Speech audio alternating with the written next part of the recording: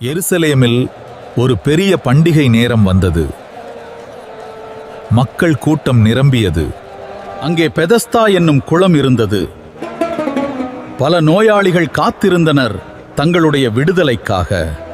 38 வருடங்கள் நோயால் வாடிய ஒரு மனிதன் அங்கே இருந்தான். அவன் வாழ்வில் ஒரு அற்புதத்தை செய்ய ஒருவர் அவனை தேடி வந்தார். அவர் பெயர் இயேசு. இயேசு அவனை பார்த்தார். அவன் நீண்ட காலமாக துன்பப்படுகிறான் என்பதை அறிந்தார். இயேசு அவனிடம், நீ சொஸ்தமாக விரும்புகிறாயா?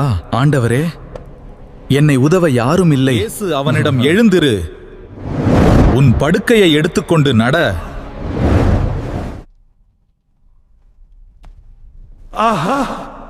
உடனே அவன் சொஸ்தமாக அவன் தன் படுக்கையை எடுத்துக்கொண்டு நடந்தான்.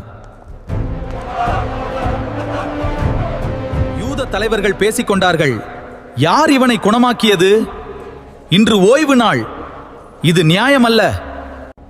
அவன் அவர்களிடம், என்னை குணமாக்கியவர்தான், உன் படுக்கையை எடுத்துக்கொண்டு நட என்று சொன்னார். அப்படி சொன்னவர் யார்? ஆனால் அந்த மனிதனுக்கு தெரியவில்லை. ஏனெனில் கூட்டம் அதிகமாக இருந்ததால் இயேசு அங்கிருந்து விலகிச் சென்றிருந்தார். சில காலத்திற்குப் பிறகு இயேசு அந்த மனிதனை தேவாலயத்தில் சந்தித்தார். இதோ, நீ குணமடைந்தாய், இனி பாவம் செய்யாதே. அதற்கு பின்பு அவன் இயேசுவேதான் தன்னை குணமாக்கினார் என்று எல்லோருக்கும் அறிவித்தான். இயேசுவின் பெயரை சொல்லுங்கள், அவர்தான் என்னை குணமாக்கினார்.